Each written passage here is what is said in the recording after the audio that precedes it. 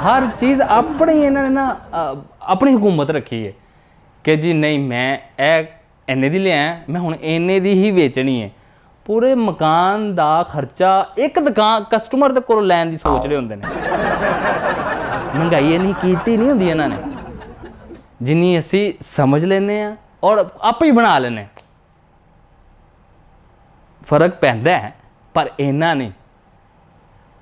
महंगाई होंदी है चीज़ां महंगियां लेकिन जो सस्तियां होंदियां ने वो उत्थे रहंदियां। ऐ जे फर्क ये सिर्फ साडे ज़हनां च चल रही हैं